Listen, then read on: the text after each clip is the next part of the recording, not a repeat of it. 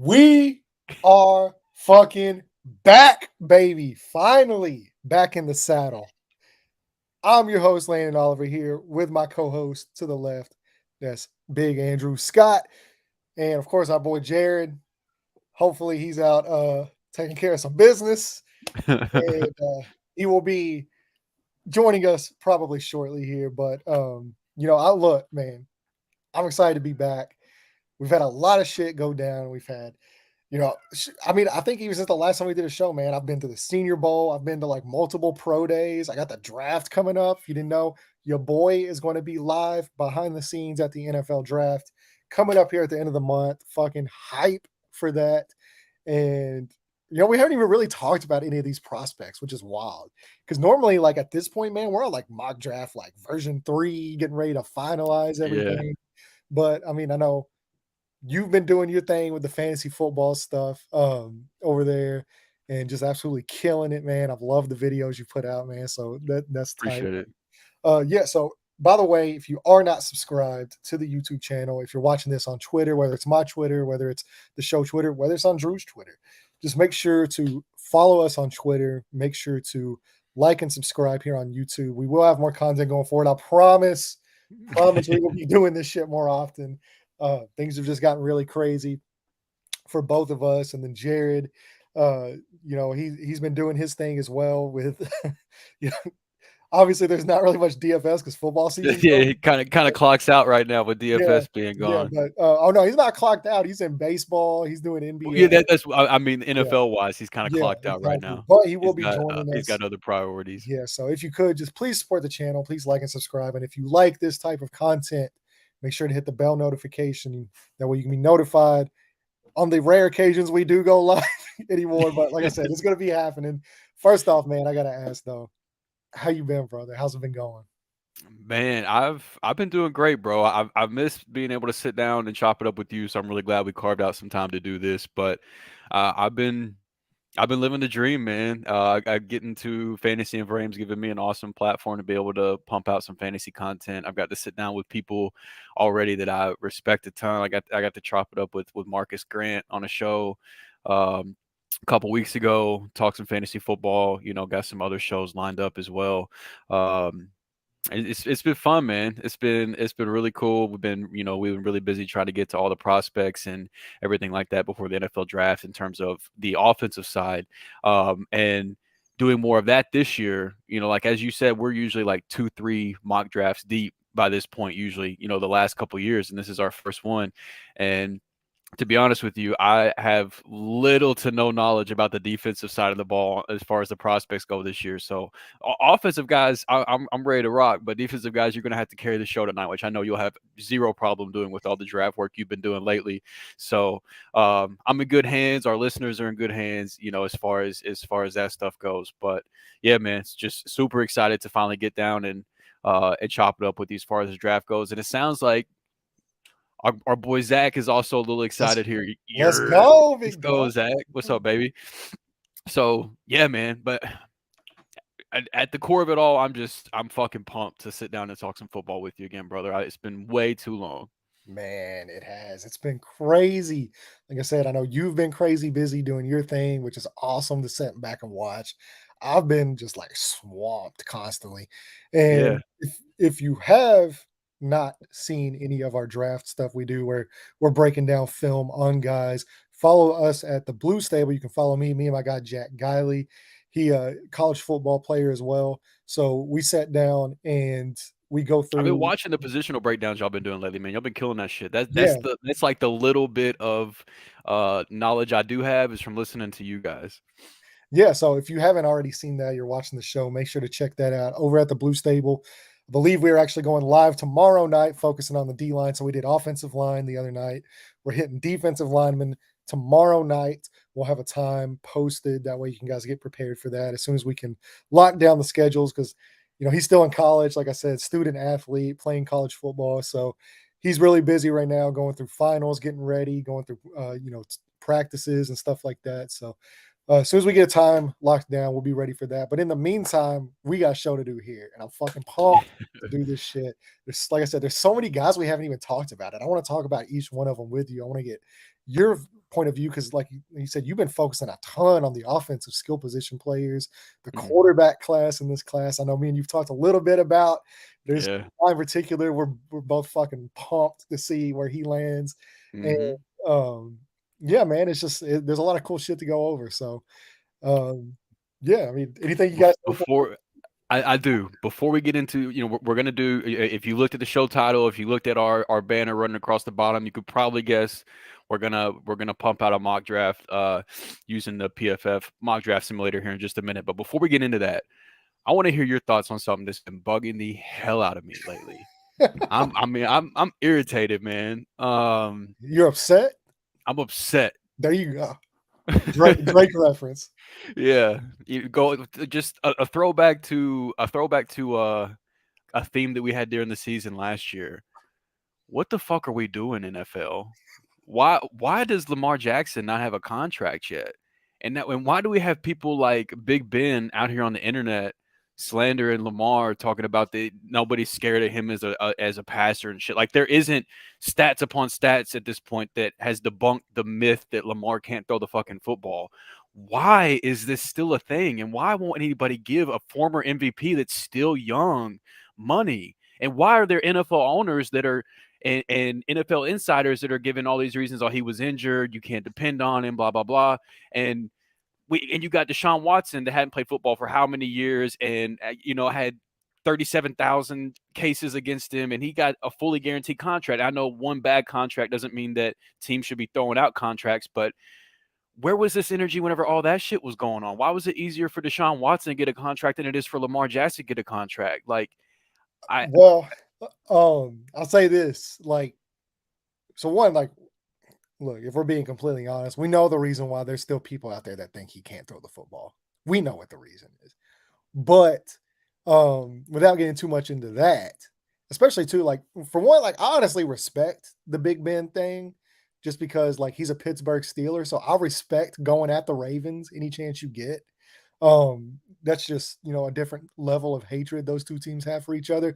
Now, don't get me wrong, I think it's dumb as fuck what he said. I mean, it's yeah, yeah, stupid. okay. And All it's, right, it's not we're rooted in back on track. reality, but All I, right. I can respect the hate for the Ravens organization. Yeah, that's I, fair. I, I get it. Because I'd be, me, anytime I get a chance to trash the Titans, whether it's true or not, I'm gonna take I that I, I chance. feel you. I'm gonna I'm take in the it. same ballpark with the Niners, man. I feel you. Yeah. So yeah, man. But the Deshaun Watson thing, man, like it fucked up so many contracts for guys now because guys that are Yep. better than Deshaun Watson, and especially guys that don't sexually assault women, they're thinking, hey, I've done more than that. I've won MVPs and I'm not a fucking creep. So why can't I get that money too? Yeah. And what happens is the NFL owners, like Cleveland, like I said, they messed it up for so many guys. And Yep.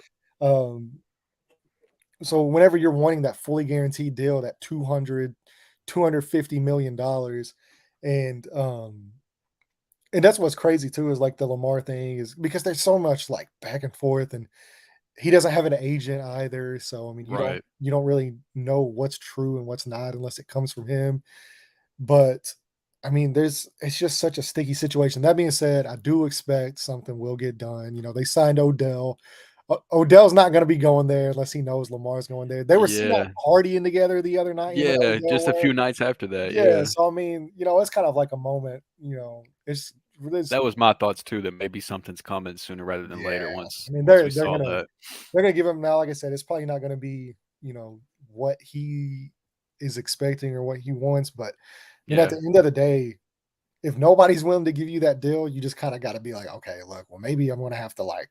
It's like whenever like you're going after that fine girl, that 10, and then but you're or let me rephrase this. Maybe it's like whenever you're a girl and you're going after that guy that makes six figures and drives the Mercedes and he's got a six pack of abs, but you got a little baggage as well, so I mean, sometimes you just gotta adjust your expectations. Like same thing with dudes. Right. Like I said, I mean, you can't be over here looking like me going after Margot Robbie. That's just not real. As much as Uh, I would love that. I mean, I know where I stand on that pyramid, and so yeah, I have to adjust my expectations. Now that being said, I I still hit it out of the park. Like I've shot way above my league. right. So occasionally, Felt. Felt. yeah. So you keep swinging. Sometimes you hit a home run. I got lucky enough to just make contact with the ball, and it went way further than it was supposed to. But this is a football show. We got, like you said, we can do enough baseball stuff. But yeah, man, I'm excited to do this. But yeah, he deserves a contract. Yeah, I think it'll get done. And I've been so irritated, man, people because people that say he I'm a can't throw the ball, that's stupid. It's yeah, stupid. man. I'm a big Lamar fan too, so that plays into it. But I don't know, I'm tired of seeing him. I'm tired of seeing him get dragged, man. It's like, and then just it's like the owners, like the Falcons owner, Art, Art. Oh, what's his name? I went blank on his name now, Art but Blank? yeah, That's what you like went blank on his name, and I was like, really? There you go. that should have set off a light bulb. If they don't love the dad bod, they don't deserve the dad rod. Facts, facts, Zach. Hey, I'm keeping that one in the holster for sure to pull out. Um, but yeah, like he gave all these reasons about why they wouldn't pursue Lamar, and it's like, man, y'all were one of the main teams going after Deshaun Watson a little bit ago, and all these reasons why you saying you can't go after Lamar are the same reason. Like I don't know, dude. That's been irritating the shit out the of me. So I'll Deshaun be Watson happy if shit still to this day just makes 0 sense. yeah. It's I just guess dumb as it really just screws everything up. I know two hell. It wrongs does. don't make a right. One bad contract don't mean you need to put a bunch of bad contracts out there. But I just personally believe that Lamar Jackson is a much better bet to make. Um, Well, I than will Deshaun. say, like he's missed the last 2 postseasons due to injury, Yeah. and so, I mean, I'm sure, like, that plays a little bit of role into it as well because as we've said on the show multiple times, if you've been watching for a long time, your greatest ability is your availability, Hmm. and for you to miss those games, like, especially playoff games, that those are the most important games, and if you're not out there and this is 2 years in a row now, we know the style of football he plays, running, taking shots. Well, he is smart about getting down and getting out of bounds. It's just kind of inevitable with that style of football. You're gonna take shots. And I mean, his injuries ain't even related to him running either, though. yeah. I mean, So I know like the so last one was actually in the pocket, which is yeah, funny. So but I mean, that's what I'm saying. It's like those hits add up and then yeah. it does make you a little bit more susceptible, whether you're in the pocket or not, to just something freaky happening. You never know. But so I mean, I'm sure that plays a role in it too, because you want to make sure a guy you're one of the things that I've always really learned about whenever it comes to contracts and stuff like that is like you don't pay a guy for what he's done, you pay a guy for what he's going to do. And Absolutely. so if there are those injury concerns, if you're worried about paying him, 5, 6, 7 years in a row and his body breaking down, I mean, obviously you're not going to want to shell out 200, 250 million guaranteed to a guy that you have those concerns with. But that Right. would be the only knock I would have on the guy. Like that's it. Yeah, the dude's a certified baller, man. Yeah, whenever he's on the field, he is like one of the 5 biggest game changers, regardless of position in Right. football. Yeah, man. I'm excited to see him back out there on the field, and I think I hope he kills it. I hope he kills yeah, I think all this shit's just gonna be fuel to the fire. Lamar seeing it too, and I think that man's gonna show up and show out next year wherever that ends up being. I think we're in for one hell of a redemption tour from Lamar next season. So I'm gonna be locked in, ready to watch it for sure, because we can't miss any football season. But I had to get that topic out of the way. I had to talk about that for a little bit before we got into the mock draft, just to air it out, because we haven't done this in a month. I've been sitting here just fuming on the inside, not being able to talk about this with anybody. So I finally got you next to me again to talk about it, to air my grievances. So I had to get that out there. But you want to mock? Yeah, let's fucking roll, man. I'm All ready. right, Because like I said, let's I've mock. done so many of these at this point, just for me personally. Like I think tonight was probably like the fifth or sixth one. I'm doing a write-up this weekend, actually, doing a Colts mock draft as well, going in to a full 7-round mock draft Mm. for the Colts coming up. So that article should be out next week. Hopefully, follow along with the Blue Stable for that. And then, just grinding film right now, still just grinding film, getting ready to go to the draft. I'm lucky enough to have been credentialed to go That's to the so draft. cool, man. I never would have thought, just even like a year ago, that this where I am right now would take me there. I mean, like I was telling Drew, I think I was calling you the other day, and I just left the Kentucky Pro Day, and I was Right. like I was getting in my vehicle, and or getting ready to load up and all the stuff like that. And I look over right next to me, and Ian Rappaport's loading up his vehicle. And so I sat there and chatted with him, which was the second time in like the last 2 months I've been able to chat with him, which is just fucking crazy. And then it started raining, but I'm just sitting there and like I drove off and I'm like, man, like what is life right now? Like this Right. is nuts. And then So you're hitting me while you're at the Senior Bowl. Yo, I just talked to Phil Yates. Yo, I just talked to Stephania Bell. I'm like, man, this guy's he's really doing yeah, it, well, man. like even at the pro days, so I sent you that one photo. I'm watching the pro day directly behind Pete Carroll. And Yeah, I mean, you get to meet all these players, you get to meet the coaches and the scouts, and um, it's just some really cool shit to do, man. It's something that I've dreamed of doing for years, and seeing it all play out kind of in real time just been kind of wild. And then watching you do your thing with fantasy football, and that's something you've always dreamed of. And then it's been so Jared much fun, actually, man. so he messaged me. He was getting his taxes done the other week, and he said I had to claim my taxes, my winnings, because of how much he's won Because on of how these. much you want. Yeah, he's like, this is the first time I've ever had to actually like sit down and like claim my winnings on my taxes. He's like, That's our DFS I guy. got like a form from FanDuel for me to take to my accountant. And and I'm like, yeah, like, dude, let's go. Let's Yeah, get hell it. yeah. This is Level what it's up. all about, man, is having fun and doing what you love. And that's what we promote on this show, obviously with a little bit more less professionalism on the show. This is just three guys, three friends talking shit, and Yeah, this we're is here to really shoot the what we shit, love. man. Yeah, this is what we love to do. So let's mock. I'm ready to get into it, man. Let's do it. I have done I'm a mock draft version for 2023, man. I Oh, ain't talk to done Sherry. I ain't done shit for mock drafts yet.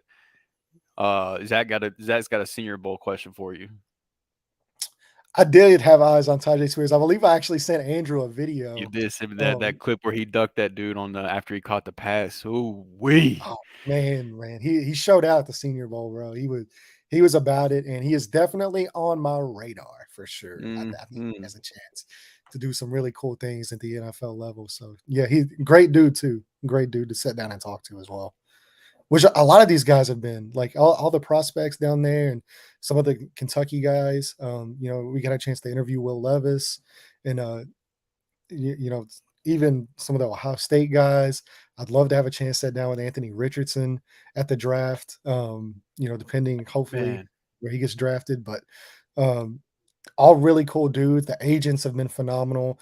Even guys, we've sat down here on the show. I mean, we've done Tyler Scott on the show, and done a few of the other guys. Kendra Miller, we sat down and talked to for a little that while. was Like, a really cool interview. yeah, I mean, like everybody's just been so great, and I can't thank all these players enough for just how welcoming they've all been, and the agencies have been great. It's really cool shit. So yeah, I'm ready to mock, man. Let's go. Let's do it, man. So how do you want to do this? Are we doing like rock, paper, scissors? We flipping a coin? Who's gonna pick first overall? Actually, you know what? I've done this enough. I want you to pick first because I want to see the direction you go with, and then I'll kind of piggyback off of that. Yeah. So I mean, right now, man, it's tough to know what's real and what's not. This is smoke season, as far as the NFL draft goes. I mean, CJ Stroud was number one overall consensus like about a week ago, and then now here we are, and it's back to Bryce Young. And I even saw something earlier today that, oh, what's shit, I went blank again. The quarterback coach for the Panthers, Josh Josh McCown. McCown. Yeah, so Josh McCown follows Bryce Young on Instagram and none of the other quarterbacks, and Bryce Young follows him back, and all the weird shit that the internet investigators find out there at this time of year. So right now, it seems like all signs point toward Bryce Young being the number one pick. Obviously, a lot can change between now and draft day, but right now, I'm going to trust that. I'm going to put Bryce Young at number one overall. Um, I guess I should ask before we do this: Are we approaching this what we think teams should do, or what we think teams will do? I think we should do it on like kind of what we think teams will do. Like, Okay, I agree. I agree, and that's what that's we literally just hopped in and was like, all right, let's go live. So we didn't really discuss any of this beforehand, but I agree because if it was me personally, my favorite quarterback in this draft in terms of NFL readiness, things like that, um, I'm a big CJ Stroud guy, man. So like, if it was me, if I was a GM, if I was on the clock, and I'm not a GM, and thankfully, because some of my calls I've made in years past, that I'd already been fired by now. So, um, you and me both, right? like, to say, oh no, Justin Herbert ain't it, Josh Allen ain't it. Yeah, I'm canned at this point. But um, and it's not an easy call either. Like I like Bryce a lot too, and then I like another guy that we're going to talk about a little bit at the quarterback position too. So I mean, like there's not, um, So, it's not question an though, real quick: are we doing yeah. trades in this as well? Shit, if you want to, we can. Let's let's do it. Yeah. All right. Let's do it. Uh, so it's not an easy call for me for QB1. I'll say that. But right now, I personally prefer CJ Stroud. I think that um his lack of mobility is being a little bit overplayed. I think in terms of in college, he is a passer first, and there just wasn't a lot of times he really needed to use his legs. But in the games when he did need to use his legs, he showed that he could. So if that if he gets to an NFL franchise to where he needs to use his legs a little bit more than he did in college, I think it's something he can do. So I think that's being kind of overplayed a little bit in terms of him not having plus mobility. But um, right now, all signs seem to point toward Bryce Young going number one to Carolina. So I'm gonna roll with the smoke. Hey, I agree. That's who we actually. So we did a mock draft earlier for the Blue Stable, and that's who we had going number one as well. I am curious because Frank Reich has never had a quarterback, I think, under 6'4".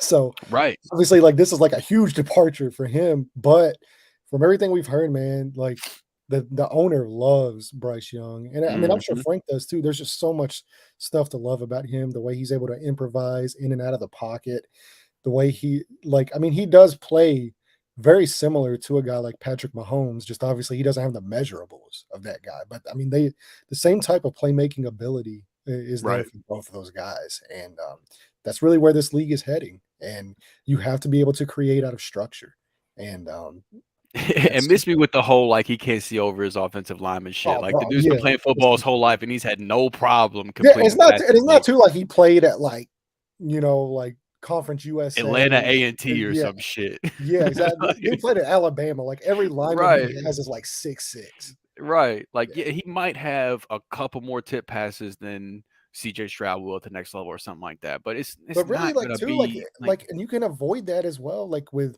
his understanding of like throwing angles and passing lanes and his ability to really like read defenses pre-snap and know where he's going with the ball, just because he is so smart at digesting information pre and post snap. I mean, right. it's really like not an issue at all.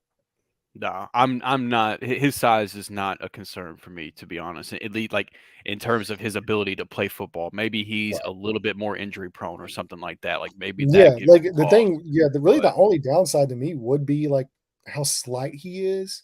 And I yeah, mean, obviously he's going to be able to put on a little bit more muscle and you get into an NFL strength and conditioning program. I mean, you're going to put size on, but yeah, I'll never think he's going to be like that bigger, thicker guy. Like, you've seen smaller quarterbacks like Kyler Murray and Russell Wilson and Drew Brees. They've all had success, but they're also thicker in the lower body and thicker in the torso and the midsection. And Bryce is just kind of very wiry, Yeah. where you might not see any issues pop up for the first 3-4 years, but then you get into that second contract. And, a quarterback, especially one overall, this is a guy you're wanting for the next 10 to 15 years leading your franchise. And so, I could see that possibly being a downside, but also I've said it a million times. I'm not going to create any issues where there are no issues. And he's never Right. had any serious injuries and he's never had a problem taking hits in the SEC, by the way. So, yeah, I mean, I'm not super concerned about it, and I think this would be a fantastic pick for the Panthers. All right. So 2 overall, Houston Texans. Houston's Where are on the they going? clock, man, and so now that Bryce Young is gone, from everything I've heard, Houston is just not sold on any of these quarterbacks outside of Bryce Young. He's kind of been the apple of their eye through this whole process and who they want. And if Carolina gets him and he's off the board, they got a guy in D'Amico Ryans coming from the San Francisco 49ers defense. And what's one thing the 49ers have that the Houston Texans don't have? That's Nick Bosa. That's a premier pass rusher. That's a guy that can go get the quarterback. And I think this is going to be a long-term build, kind of a slow burn there for the Texans. They don't have to just get that guy right now. And if you're not sold on any of these guys, you can't force that pick just to take one. You can't take a guy just to take a guy at the quarterback position. It has to be the right guy. Right. And luckily for them, to me, the best player in this draft is still available. It did not go one overall, and I think he's at a position of need. And that's Will Anderson Jr. I'm taking him here for the Houston Texans, and we're gonna roll. We're gonna build that defensive lineup. We're gonna let D'Amico Ryans work on the defensive side of the ball, and I do think they have like a solid foundation along their defense. I think they clearly need help, but I like some of the DB selections they made last year in the draft. And so now you make life easier on those DBs uh, and harder on opposing quarterbacks. And yeah, it's to me, I think this is where they go, and this is where the draft starts to me. So like once Carolina like kind of makes their decision, like this is going to determine pretty much how the rest of this shit plays out. Yeah. Yeah. It's going to be interesting. And I agree with Zach personally. I like your point is well taken. If it's Bryce So Young and here's then so so here's everybody a else. tidbit because normally I would agree. I like if it was me personally, I would take CJ Stroud here. But if you Yep. did not know, CJ Stroud shares the same agent that Deshaun Watson has. And obviously, there's not a good relationship between them and the Houston Texans. So I could Hmm. really see his agent steering him away from the Houston Texans organization and the ownership there in Houston, just because there is some bad blood between kind of that agent in particular and the Houston Texans organization. Yeah, that is something I didn't know. That's interesting, and I do agree with this next point too. Ryans will get that defense going. They do have some talent on that side of the ball. Yeah. They still need more talent. And obviously, a guy like Will Anderson Jr. would be a big upgrade as far as their defense goes. But I do think Ryans is a guy that will get more out of their defense than what they were getting previously. But yeah, I mean, if it's me personally, if we're doing this like what we think they should do, I'm on board. I would say take CJ. But as far as us trying to predict what they will do, I don't think it's that simple either. But I am glad to hear that you're a Will Anderson Jr. guy over um, Tyree. Tyree. Yeah, which I not a knock on Tyree, but I've been seeing a lot of smoke on Tyree possibly I being. honestly think Tyree kicks inside a little bit better than he will play edge. I think he could be like a really good three technique. That's interesting too. Yeah. Um, so all right. If this was to happen, if somehow Houston keeps the pick but doesn't go quarterback, I think that Arizona is just jumping up and down for joy because I do think in terms of like what which quarterback teams have as QB1 in this draft, I do think that it's going to be different across the board. There's going to be guys with Bryce, there's going to be guys with Stroud, there's going to be guys with Anthony Richardson, that I think is going to be QB1 on different guys' boards. So if somebody's potential QB1 is sitting here at number 3, I think Arizona's jumping up and down for joy because I think they're going to start getting some calls. And Absolutely.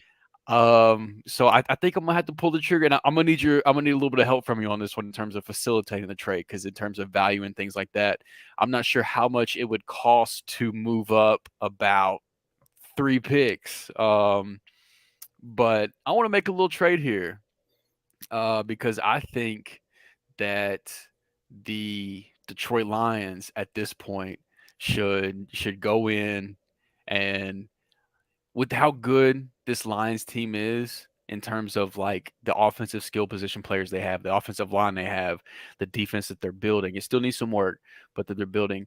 I don't know the next time Detroit's going to pick this high again.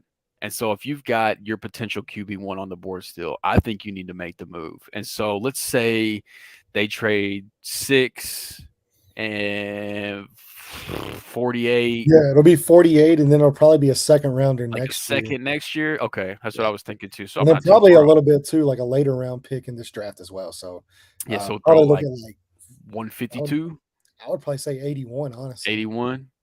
Yeah. All right, And let's then for see. Arizona, you could throw There we go. They accepted that, so we'll just roll with it. yeah. All right, so that puts Detroit on the clock, and then I just give them CJ and let's go to work with with the weapons they have there. This is another team too. It'll be interesting. You know, Zach says Vegas. They're another team that could trade up. It'll Yeah. be interesting because Jimmy G's contract makes it look like he's a starter at least for this year, possibly next year as well. You know my feelings on Jimmy G. I don't believe in him as a starter if you want to win anything, but you know I don't think he's a long term option in that sense. So I still think Vegas needs to make improvements at quarterback. I just don't know if it's going to be this year based on how that contract is structured. But um, it, you know, I think that Detroit's ready to rock, and I think that with CJ Stroud is kind of like, to me, it's just like a leveled up Jared Goff with more mobility. But in terms of like his accuracy, things like that, you know, like he's on point, man. And I think that their offensive would set him up for success. And I think that he would fit perfectly in Detroit. So I would love to see them move up and make the move because, like I said, I believe in what Detroit's doing. I love Brad Holmes as a GM. Um, and the way they're going to continue to improve this roster, in my eyes, I don't know when the next time they're going to pick this high again will be. Yeah, no, I agree. For me personally, though, like I know you don't think very highly of Jared Goff, but I do think even last year, like I think he did a really great job in Detroit last year. I think he played really good football. He did And play good. for me personally, I would kind of want to see them go for more of a home run swing here. Oh, Um, okay. So I know and who you'd want the yeah, guy to so be like then. so yeah, and so I would kind of want to see them take more of a home run swing for the upside at quarterback and really kind of let him develop slowly behind Jared Goff and be ready to take over in the next couple of years. But luckily, he's still on the board for I the was gonna Indianapolis. say it's only right that you make Yeah, this pick. yeah. So luckily, my guy, my quarterback won in this draft, by the way, even over CJ and Ooh, over Bryce. I know it's kind of a hot take, but I just think there's I so like much it. to love about this guy. And if you've been following me on Twitter, you know how I feel about him. And yeah, you didn't have to I didn't You have didn't to even gotta announce it. say Andrew already knew. So yeah, I'm taking Anthony Richardson, man, and that's really what this is about. Is when you really kind of look into it. Whenever you're in the AFC, you've got Patrick Mahomes, you got Justin Herbert, you got Yep. Lamar Jackson, you've got, I mean, just name Josh Allen, Trevor Lawrence. I mean, you just go down the board, man. Joe Burrow. Like, I mean, it's just such a stacked conference, and you need somebody with that upside to compete in this division. And Right. that's the thing is like you don't want to have the 12th best quarterback in the NFL in the or playing in the AFC. Like you either got to shoot for a top 5 guy or you got to shoot for a pick, to get a top pick and get one of those guys. And to Yep. me, with what Shane Steichen, the new head coach, did with Jalen Hurts, what he did with Justin Herbert his rookie year, I just think this is just such a phenomenal fit for a guy like Anthony Richardson. And I know everybody says he's raw and he's going to need development. And I do get that to some extent. I don't think he's raw personally. I just think he needs reps, and I think he needs game reps and he needs experience.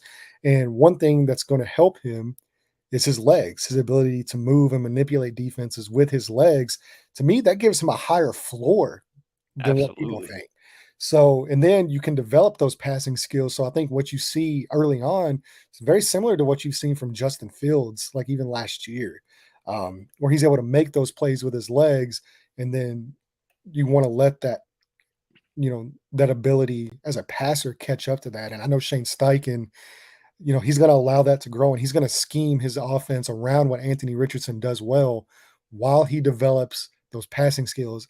And if he develops properly and he develops into even just an average passer, and he does a lot of things now that I think you can't teach. I mean, like for a guy that has 13 starts in his career to manipulate, safeties with his eyes and to look off defenders and being able to throw, with touch. I mean, it's just such an easy motion. A lot of his accuracy concerns come from his footwork. And if you can hone that in, you just have to be convinced that he is that guy that's going to put in that work. And I'm extremely convinced he's going to be that guy that puts in that work. And if you haven't checked out the article he released today on the Players Tribune, make sure you read that as So well good. because it was phenomenal. And it really kind of gives you a sneak peek into what his mindset is and kind of how he views this opportunity. And I just think it's Whenever he said my family sacrificed too much for me not to, I forget exactly how it was, but it was something like my family sacrificed too much for me to not, work give him my my ass off all. Yeah. essentially. Yeah. It's like, man, yeah. Yeah. But yeah, I love this kid, dude. yeah, that quote. Let me pull out one of the quotes here, real quick, just from it because I've got it handy, luckily.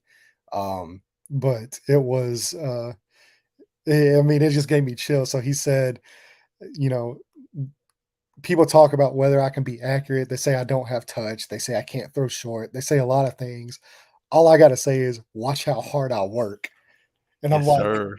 let's go. So if you can tap into that mindset, if you can just make him average to above average, not even elite as a passer, his physical skill set allows him. I mean, like this It'll guy take care of the rest. he's the biggest alien of any quarterback that we've ever seen come out of the Yeah. draft at his size, with his skills, with his speed. Yeah. I think he does a lot of little nuances at the quarterback position, such, the pocket movement, the ability to, avoid sacks and like I said, the eye manipulation, like that's all stuff that's so hard to teach. You can teach a guy to have better footwork and to be a little bit more accurate on his ball placement. And I really think Florida's offense, their scheme did not do him any favors as well. And it's No. He had no business playing behind the quarterbacks he was playing behind last year either. Like yeah, he was the best quarterback on Florida's team last year, and he yeah, didn't get the reps he should have. And you can say that for a couple different players. Like people in the NFL love Damian Pearson. What they saw from him in Houston last year, he was criminally underused in college. I I don't know what the hell been going on with Florida, but yeah, I'm fully bought into Anthony Richardson. I think that he has the work ethic, he has the raw tools, he's the whole package to me, man. And if you're shooting for upside, I'm getting to where I've still got CJ Stroud quarterback one, but I'm getting to where I'm starting to kind of put a Rich over Bryce for QB2.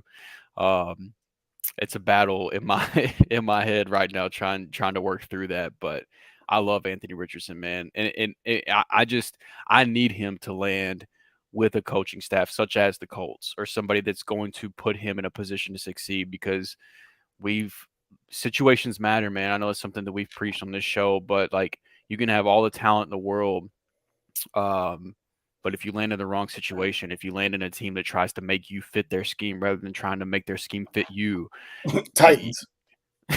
yeah, they have been a prime example of that in the past. They have been a quarterback ruiner for those reasons. But um, you're gonna fail. I mean, and it won't be at the fault The of the player. quarter of the player. We've had this same discussion with Justin Fields, and now it looks like the Bears, with the front office changes and things, it seems like Justin Fields might have dodged that bullet. But, I said this time last year that we could be looking at Justin Fields as a possible bust, and none of it'll be his fault. But it seems like they are trying to do the right thing in terms of building around him. So hopefully that won't be the case. But a guy like Anthony Richardson, he can fall in that same bucket to where if he falls to the wrong team, it could spell disaster for him, and it wouldn't necessarily be on him. But I think the Colts are at the top of my list in terms of landing spots for Anthony Richardson, where Yeah, I would be extremely and excited. and even if you don't believe he should start right away, which I mean, I don't know if I would throw him out there day one. I would kind of, we'll see kind of, as the season progresses, but they still have a guy like Gardner Minshew who comes from working with Shane Steichen over the last few Right. years that is able to step in, start some of those games. And not only that, but help bring Anthony Richardson along with the offense as well.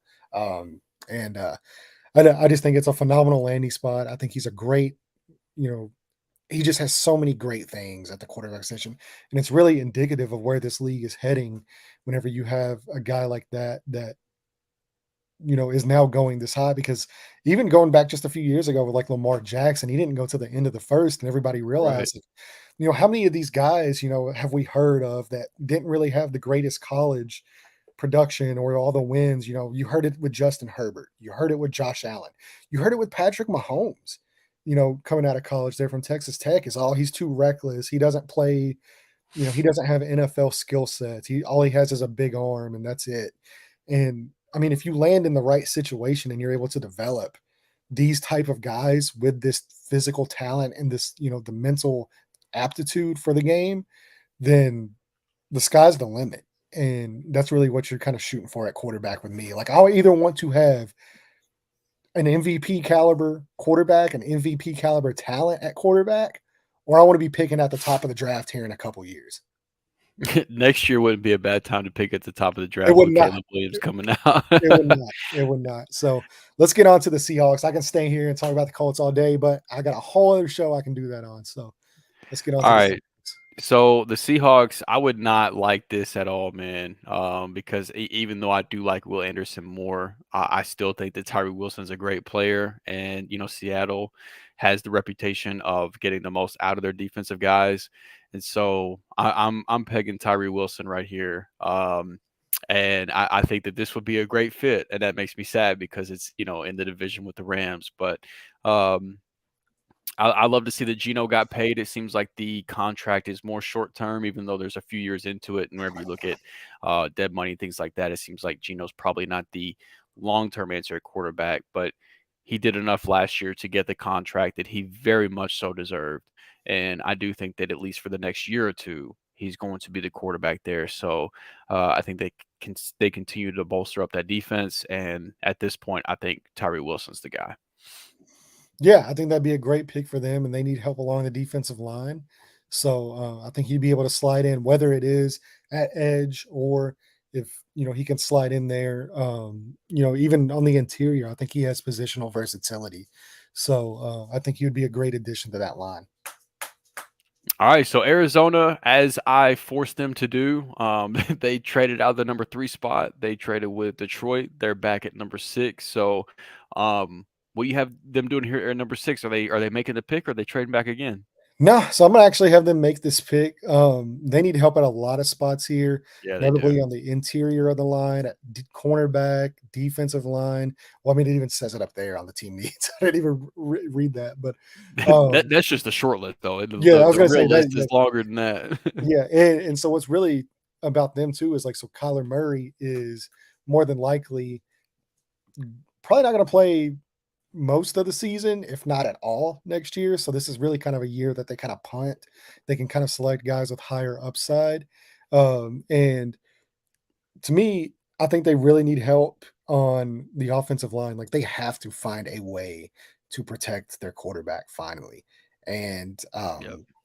there's a guy here that, although he is listed as a tackle, I think he could slide in and play guard at an elite level from day one. And that's really where they need help a lot, is along that interior offensive line. So a little high to pick a guard here, but also too, if you need tackle, he can play tackle. You can try him out there first. But that's going to be Peter Skoronsky, the tackle from Northwestern. Yeah. So I was that was one thing I was going to ask your opinion on because I know we on Fantasy and Frames on the Fourth and Frame show we actually had Joe Pepe with Fantasy Pros on last week, and that was one of the guys he highlighted. He's an Eagles fan, and at number 10 overall, that was one of the guys he highlighted. He was hoping would fall to 10, and he had mentioned starting him out in the interior, and then possibly after some of the aging offensive linemen for the Eagles start to age out, retire, possibly kicking them outside. Um, so I was kind of curious about your thoughts on that because I know you're much more well vested on the offensive line than I am in terms of what you think Skaronzi translate as, for the next level. Yeah, so me personally, like I would probably have him as a guard. I'd start him out inside with the ability to, eventually kick out. But even then, I mean, if you wanted to start him out right away, I mean, obviously, uh, there have been a lot of success here with guys that, don't really have the length or the really long arms, but have that, elite technique and really good athleticism that have been able to succeed at tackle. So I don't think you would have a problem with him playing there. But just for me personally, I just think he would just immediately be one of like the better guards in the league. Yeah, And I agree. so that's where I would start him at. And and if he develops into an all pro type of player there, I probably wouldn't even kick him outside. I would just, leave him there. If it ain't And broke, don't fix it. yeah, exactly. And like I said, they need help along that offensive line. Uh, Pretty bad. So, yeah, that's kinda where I would target for them. Okay, I like that. I do. I think that offensive line is definitely. If you didn't watch any Cardinals games last year, if you didn't watch Kyler run for his life every game, offensive line is definitely a need for those guys. So I like that pick a lot. Um, all right, I'm gonna do it, man. I'm gonna make the pick. So the Raiders are on the clock. Pick number 7. I know they signed Jimmy G. I don't think that erases the fact that they still need a quarterback. Maybe that even helps this guy who everybody swears is going to be an automatic bust. I've seen second round grades. I think I even saw somebody on twitter.com saying that they had a day 3 grade on this guy. And I'm not like a certified tape grinder. I watch tape just because it's what comes with the business in terms of what I do for fantasy. So not to say I watch zero tape, but I'm also not I'm not going to stamp myself as a tape expert. But a lot of people are just like fully convinced this guy's going to bust, and it is in the realm of possibilities for him. I'm not saying that I think that it's without question that he doesn't bust, but at this point, I think it's worth the shot for the Raiders to pull the trigger and grab the banana peel eating, mayo in his coffee drinking quarterback out of Kentucky, Mr. Will Levis. And you and I are both Kentucky fans, so we can get that out of the way. But so as Well, a I mean, Kentucky fan, I live well, in Kentucky. I mean, I am a diehard Kentucky football fan. Um, and I'm not like he's Levis is quarterback 4 for me, and he's kind of in his own like I've got Stroud, Richardson, Bryce Young, they're up here. Levis is a step down for me in terms of where he sits. But he still is QB4 for me in this class. Um, and I still think he's worth taking the shot on in the first round. Um, well, yeah, to me, I and think he would be quarterback 1 last year. Yeah, I agree completely. I mean, I'd rather have him over Kenny Pickett. I'd rather have him over Yeah, Malik Willis, Desmond Ritter, those definitely guys. over that. Absolutely. So yeah, I think he would have been QB1 last year as well. Um, and I don't know, man. Obviously, rose-colored glasses. I'm a Kentucky football fan. I want to see him succeed. Um, but I think there's not enough being talked about with him playing injured a lot this year, how terrible the offensive scheme was this past year. It was awful. I've seen some people gripe about like he lost playmakers. Hang on, my hotel TV just cut on for some reason. Hang on, give me 1 second. No, yeah, you're good. So yeah, just to kind of like echo kind of like what Drew was saying about the situation. Here he's That back. Here he's back. all right, that was weird. But yeah, I don't think it's like so. I don't have a gripe about the weapons he played with last year because I think Barian Brown is a future first round NFL draft pick. He was a stud freshman last year, um, but the offensive line play was some of the worst Kentucky has had in the last few years. Last year, the offensive scheme was awful compared to his junior year, and he was playing through injuries, and so I just I don't know. I think if you want to try to paint the prettier picture of what you could possibly be getting with Will Levis, go watch the film from 2 years ago, not the film from last year. I don't believe the film from last year is the true Will Levis that you would get moving forward.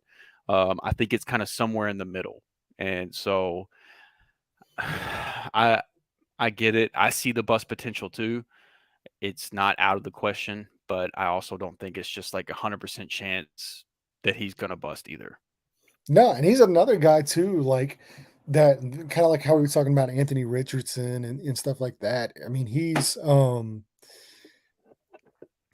like such a hard worker and like he wants to be the best. Like you don't have to worry about that guy not putting in the work because Right. he's gonna grind every day to improve. And that's something that's like really kind of lost on a lot of people. And whenever you have a guy with like his physical talents, I mean, like you didn't really see it a lot last year, but like he is a mobile guy. He can run Absolutely. Yeah. and he has a big arm. I mean, the guy's just got a cannon. And I think, like, where I worry about him is just the post-snap ability, like, he tends like, I think pre-snap, he's very good, like, if he knows what he sees and it ends up being that, then I don't think you have any issues at all, and he can really kind of attack the middle of the field better than a lot of quarterbacks in this draft, but, I just worry about whenever defenses, you know, they end up shifting post snap into different coverages. He's just he's out there firing blind. Like he just doesn't see the field very well. And he Yeah. forces a lot of throws and that gets him He into does a lot of force a lot. yeah, and that gets him into a lot of trouble with the turnovers and stuff like that. But that's also something that can be coached. I think like the difference though to me is like one, the difference between him and Anthony Richardson, because they have a lot of the same issues as far as like Will Levis is a lot more accurate than Anthony Richardson is. I do think that is the case, but um, he still just misses too many throws. He has to work on his footwork, which Yep. every young quarterback does. I'm not worried about that. Um, but it just tends to, like I said, he tends to kind of play blind a lot, post snap. And that's just not something you can do. Whereas like Anthony Richardson, you can kind of see like post snap, you can see him diagnose things and like I said, look off defenders and manipulate guys with his eyes, and then he can make the throw. Whereas Will Levis, you don't really see that at all. It's just kind of like he waits for the guy to get wide open, then he throws it, as Right. opposed to, being able to create wide open guys, whether that's with his legs, whether that's with his eyes or his arm. And you just, whenever you get into the NFL, everything is just so much faster. And I just would love, Anticipation is yeah. huge. So I would just love to see him kind of play quicker and get the ball out, which obviously he was not able to do last year because by the time he Yeah. snapped the ball, he had dudes in his lap pretty much Yep. right off the jump. So, yeah, I mean, like I think kind of like you said, what you see from 2021 is probably a lot more indicative of what he really is, and I think there's room to grow. But obviously, he's a guy that's going to be 24 years old here in June, coming up here in a Mhm. couple of months. So he is a little bit older for a prospect. Compared to Anthony Richardson, who's 20 years old, he's going to be 21. Right. And so, you've got a lot more leeway. Like 3 years into the league, Anthony Richardson's going to be the exact same age Will Levis is right now. So, Right. Yeah. I mean, yeah, you've got that. And same thing with Stroud and Young. Like they're both just younger guys. So, yeah, I mean, I would love to see him land. And I do think the Raiders would be a good landing spot for him. I think the Josh McDaniels offense and the scheme that they kind of run would be something that he is able to execute at a high level. I think he's very smart, extremely smart guy, and great leader in the locker room. He's going to rally guys. Guys are going to play for a guy like Will Levis because they see the work ethic. They see him play through injury. They see that. He's gonna lay it all on the Yeah, line out he will there. give you everything he has, and And that's he's used to playing with shitty O lines too, so he'll fit right in with yeah, Vegas. exactly. So yeah, I'll be curious. Plus, I mean, it's not going to hurt him to have Devontae Adams as well to throw to. You could do So a lot worse. yeah, exactly. So I mean, yeah, I think this would be a good landing spot for Will.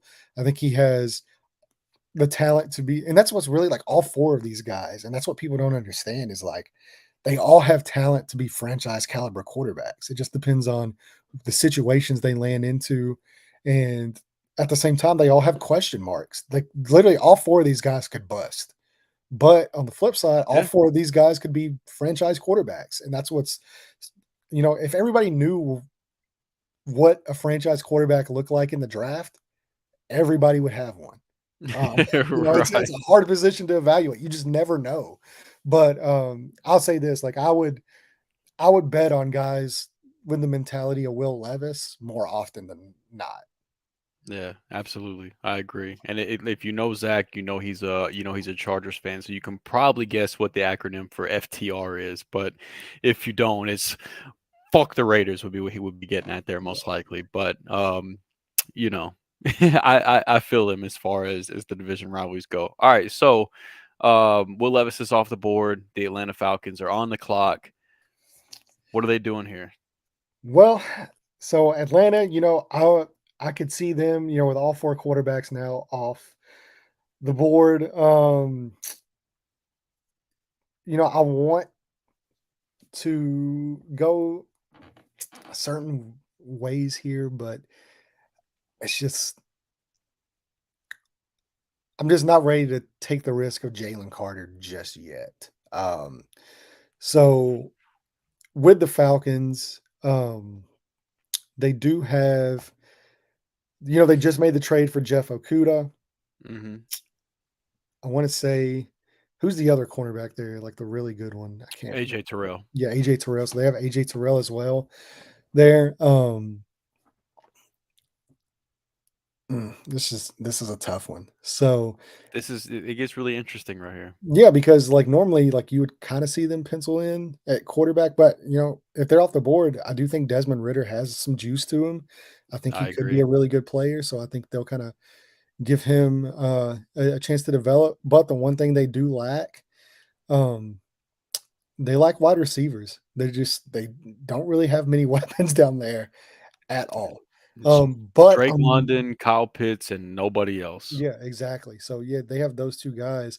But man, it's too hard for me to pass up a pairing of AJ Terrell, Jeff Okuda, and I'm actually going to take Devon Witherspoon here out of Okay. Illinois, and I think that's just with the way this league is, the passing, ability that teams have, and it's just it's a passing league, and if you can have an elite secondary, um, that would be I mean, it fits so well, and Yeah, all three of those guys, I mean, I think they could be studs in the secondary for them.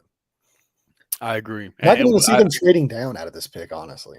Yeah, I could see that as well. But I agree. From some of the work I have done, Witherspoon is the number one corner for me as well. Um, and so I think this is kind of the range you could expect him to see him go. But I mean, to Zach's point, Grady Jarrett Carter would be nasty. But I can tell you right now, you just made my pick really easy at this point because now I'm on the clock with the Chicago Bears. They have a need that matches with a guy that, to me, is still a blue chip level prospect. I know that there are a lot of concerns, but at this point, if you're able to trade back from number one overall and you can still get a guy like Jalen Carter, I think that that's a home run for the Chicago Bears at that point. So the slide stops here. I'm going to take him here at number 9. Yeah. Yeah, I don't have a problem with that. Like I said, I probably wouldn't make the risk this early on. I would probably look for more offensive line help in Chicago because Lord That knows would they have been need the it. other direction I would go. Yeah. Um, but yeah, I mean, if they want to take Jalen, I don't have a problem taking a shot on Jalen Carter at all. Even earlier than this, I mean, I debated doing it with the Falcons, but Yeah. one, I think staying in Georgia, where he does seem to have some struggles and stuff, I think a change of scenery for him would be better. It's a good point. And Yeah. I just don't know if I like the fit there as much. Just because I do think, they do have some talent there along the interior of their defensive line. Whereas Chicago, like that's a huge need. Like they need defensive line help Oh, bad. yeah. Yeah. So, um, so yeah, I don't have a problem with that. Like I said, me personally, I would have probably went with tackle. Yeah, Um, they gotta build from the trenches regardless of what direction they yeah, go, I in my exactly. opinion. Yeah. So, all right. Well, the Eagles are on the clock here, and there's a there's a lot of talk about Bijan Robinson here possibly going there, Mhm. but I just don't see Howie Roseman picking this high and picking a running back at this spot. Nah, I running don't see backs it. and linebackers, Roseman just doesn't do it. Yeah, I just don't see it. So, there was some talk about Darius Slay possibly being on the move this year. Obviously, that didn't come to fruition, but Yeah, they ended I up bringing him back on a more team-friendly deal, right? yeah, yeah, they did. So, but I do think, they're always looking to improve the defense, whether that's defensive line, whether that's offensive line. They always kind of build, you know, from the trenches. And I want to look here at pass rushers. And one of these guys that is available is one of my guys for this draft at the edge position. And yeah, that's Lucas Van Ness. I just think, Brandon Graham's getting a little older. They are getting a little older along some of that defensive line. And I can see Howie Roseman just, he's always looking to add pass rush, and you can never have too many pass rushers. So I'm gonna go ahead and uh select their pass rusher of the future here at pick 10. Yeah, I like it, man. I had saw your My Guys post on Twitter for the draft, and I saw Lucas Van Ness on there. So as soon as you said that, I didn't even need you to announce it before I knew what name to click. So, but yeah, the Eagles are such a smart franchise, man. They don't really draft for need per se. They just take who they believe the. It seems like to me they take the guy who is the best player on the board, and so that very well could be him at this point. So with the Titans on the board, I think quarterback is a need for these guys, but there's not a quarterback at this point where, they're going to take. If they're going to take a quarterback, they're going to have to move up, which I think is an interesting storyline to watch out for come draft day, rather that happens or not. I don't know. And this is another guy. I'm not going to pick him right here, but this is another guy I'm going to be interested to talk about because I saw some interesting stuff on Twitter today about him in terms of like him being undersized and sounded very similar to some critiques that a former Pitt undersized defensive lineman got in college that is very well known in the NFL at this point. So, another guy I want to talk about. But as far as offensive line prospects, let me ask you this real quick. In terms of tackles, who is your number one tackle in this class? Man, honestly, it's probably Darnell Wright out of Tennessee.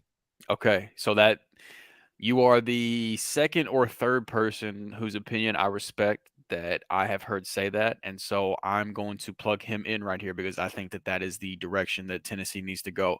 Another direction I was considering was a wide receiver because I do think that they need pass catchers, but I think that um, I think that Tennessee, as much as they might not want to admit it, I think that they are going to be going through somewhat of at least a mini rebuild, and I think they need to start building from the inside out. And so, as much as like a shiny new weapon would be very intriguing, I think they need to start to build up that offensive line. So once they find their quarterback of the future, which is not, I do not believe is Ryan Tannehill or Malik Willis. But once they do find that guy, hopefully having a strong offensive line in place, then you can go get some pass catchers and set that guy up for success. So right here, if you have the chance to get your number one tackle, assuming that, depending on how you feel about Skronsky and things like that, the position he plays, I think that that's a good spot for Tennessee to attack here. Yeah, and I do know Tennessee, they have spent a lot of time with Paris Johnson Jr. So that could be a guy that I could see them really target in Yeah, as well. I thought that that would be like the consensus pick, but I admittedly am not as familiar with the offensive line, so I'm going to defer to people whose opinions I respect, and Yeah, that's hearing you say right, and then I saw that from a few other guys I respect on the interwebs as well. So, they sound all right. smart. So the Houston Texans, the second of their two top 12 picks. What are they doing here? Yeah, so the Texans obviously they need help all over. The quarterbacks are off the board here, but luckily they just traded Brandon Cooks away to the Dallas Cowboys. There's no offensive talent there at the skill position players, and there is a guy here available that I do think will end up being wide receiver one in this class for most people. He's not for me personally, but I think I know he is for you, and I'm going to Okay, take so I know who you're going now. Yep, I'm going to go with Jackson Smith and Jigba here. Send him to Houston, and hopefully by the time they are ready to draft that quarterback of the future here next year, um, or possibly even the year after. I don't know how long they'll kick the can down the road, but we'll assume they're going to draft one next year. He'll kind of come into a lot better of a situation there in Houston. Yeah, so I do think Jackson Smith-Njigba is wide receiver one, and I think it's a pretty I think there's a pretty significant gap as well. Like I think it's pretty clear, at least for me. I don't even if he does end up playing the slot, I don't think that's a knock on him. We've seen guys have plenty of success being a mostly slot player, but whenever you're on the field with Garrett Wilson and Chris Olave in college, two guys that have done pretty well in the NFL, and you outproduce both of those guys, you might be pretty good at the wide receiver position. I don't know, and so I know he doesn't have the prototypical wide receiver one size and things like that, but his route running, his separation, and he's got some sneaky little yards after catch. His on field speed is better than his 40 speed, even though his 40 speed wasn't as slow as people anticipated it to be. But yeah, I'm all in on JSN as wide receiver one in this class. So I love that pick personally, and I think that he would get absolutely fed in Houston. So fantasy wise, which is where my mind always goes, that I don't give a shit who's playing quarterback. The guy's going to be the safety valve of all safety valves at that point for whoever is playing quarterback for Houston. So I like that. So right here, number 13 overall with the Jets, I could see this being a trade out point here, but I am going to. I'm going to go back to the offensive line, I think, and take the guy that seems to be the consensus offensive tackle with Paris Johnson. It'll be interesting to see. I don't know what's going to happen with the whole Aaron Rodgers saga and things like that. I don't know if they're going to even have this pick. I think that they will. I don't think they'll have to give up a first round pick to get Aaron Rodgers, but so I think they have the weapons there. They don't really need to address that. I know PFF has linebacker listed as a team need. There's no way in hell I'm drafting a linebacker with a 13th overall pick. And so, no, yeah, and especially not in this class. So I'm going to go to the offensive line here and just provide more protection for the former MVP once he eventually inevitably lands in New York. Yeah, so at this spot, we got the New England Patriots, and if there's one thing the New England Patriots will do, that is trade down. Yeah, absolutely. So I'm going to look for a trade here at this spot and see what kind of offers we have. I do think the Detroit Lions could look to come up here because there is a guy on the board for them that I think is a really good pick. And so I'm going to trade with the Lions here. And I'm going to be looking to give up pick 18 if I'm the Lions and pick 55 that belongs to Minnesota. And we're just going to do those two picks and we're going to move up. All right, so Detroit is officially on the clock. The second time they've traded up in this draft. So Brad Holmes getting aggressive, and which I would be so excited just as an NFL fan to see Detroit being being on the cusp of being right there, and the division being up for grabs too. You know, with I Yeah. mean, like Minnesota had a great year last year, but I don't think it's anything necessarily that is guaranteed to be repeated, especially with how well they played in one-score games. That's really hard to repeat. Chicago, Green Bay. I could very well see Detroit grabbing the division next year. So I love this aggressive mindset we're painting for them. So now that they've traded up, where are they going? Yeah, so this is still a team that I think personally could use help there in their secondary. And Yeah, there is a absolutely. guy that is on the board that would is normally not there at this point in drafts. And I think they get aggressive and go get this guy if he does happen to fall this far. That's Christian Gonzalez out of Oregon here. And he's got the I love it. size, the speed. And I think, with CJ Stroud there now, Jared Goff, I could see them even looking to move Jared Goff if CJ Stroud's, the selection. But yeah, I'm going to take Christian Gonzalez, and to land Christian Gonzalez and CJ Stroud in the first round, it's a pretty good day for the Detroit Lions. Definitely could be excited with that as a Detroit Lions fan. Okay, so I'm gonna have this would just be too funny for me, just because like I like Rogers the player, but um, just like seeing what the Packers did to him in terms of never giving him a first round weapon, and then as soon as they ship him out to the Jets, they're gonna go out and they're gonna grab a receiver in the first round. They're gonna grab my wide receiver too, and somebody that I think would just be to have a wide receiver core of Christian Watson, Romeo Dobbs, and then this man Quentin Johnston on the other side across from Watson, I think would be a ton of fun. And look, you don't have a lot of time to evaluate Jordan Love at this point because he's set behind Aaron Rodgers for so many years. Before you decide if he's the quarterback of the future or not, if you're going to pay him or not, your window of evaluating him isn't as big as most quarterbacks that are drafted in the first round would be because for some reason the Packers chose to do that years ago. But so you need to surround this man with weapons ASAP, and I do think that Quentin Johnston, he has that typical wide receiver one size. Um, I don't think he is as skilled as a receiver as JSN is, but I do still like him a lot. And so at this point, I think it makes a lot of sense. Try to set up your quarterback for success, see what you got in Jordan Love, see if he's the answer or not, so that you can know if you need to move on or if you need to continue to invest in this guy. So after all the years of never giving Aaron Rodgers a first round receiver, they immediately give Jordan Love one.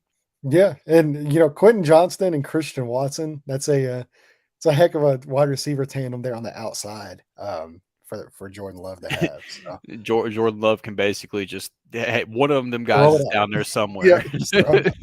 So, speaking of guys you can throw it up to here in Washington, this is a position that's kind of been a thorn in their side for quite a few years, and this guy's still available to me. Um, I think this might surprise people, but it's going to be at the tight end position. Um, Okay. and just go down a little further. So this is going to The be.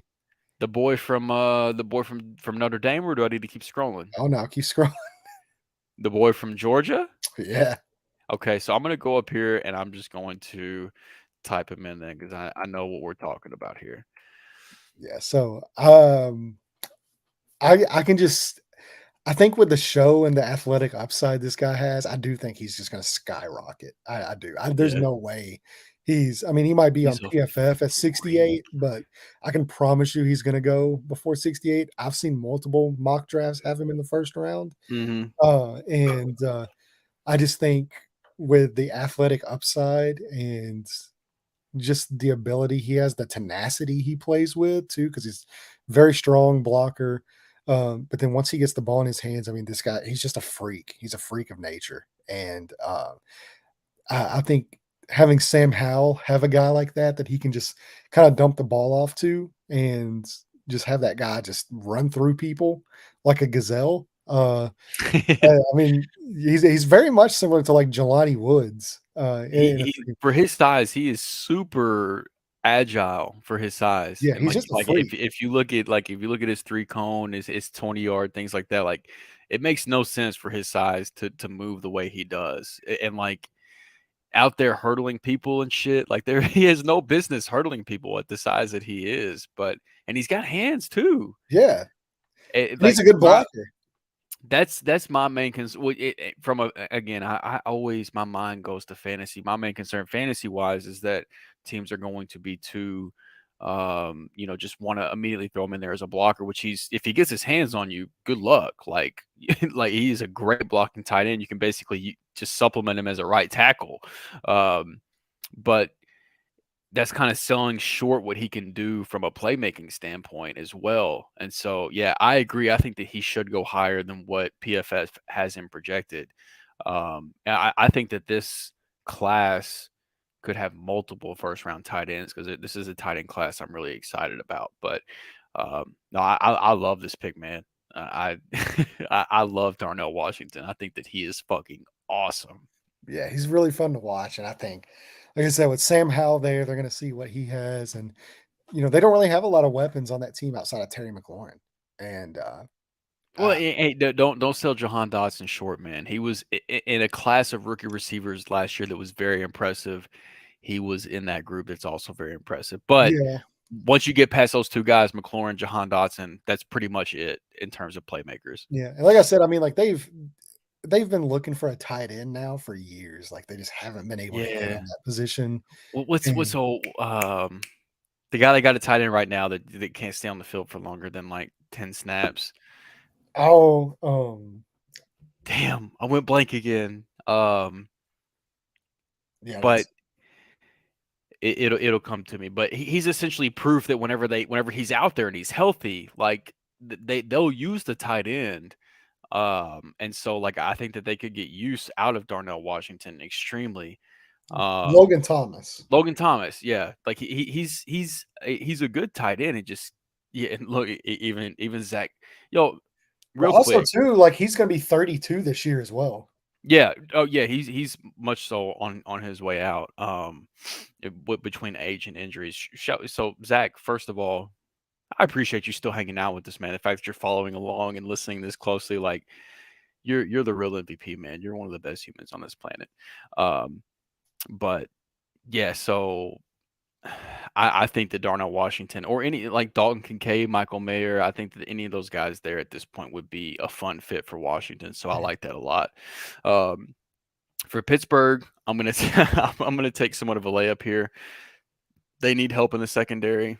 There's a guy in the secondary that plays in the same state they could fit here. So I'm just going to plug in Mr. Joey Porter Jr. here and give the Steelers some secondary help as far as that goes. Now I don't really have outside of Witherspoon. He's cornerback one for me.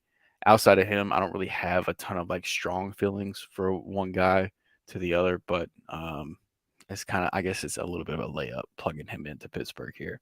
Yeah. Hey, there's nothing wrong with that. Sometimes you got to take the easy selection. Yeah, Glad I can take make it easy on you. take the layup. All right, so now the Patriots are on the clock again. I'm not going to have them trade down again, even though they probably would. They very well might though. But I'm going to have them make the selection here. Obviously, there is a pipeline between Nick Saban and Bill Belichick. And then not only that, but McCourty retired now, so there's a huge gaping hole at safety. And this is not a deep safety class. There's really only like 3 guys that I think are, possible good players at that safety spot that don't need Yeah. like a ton of development.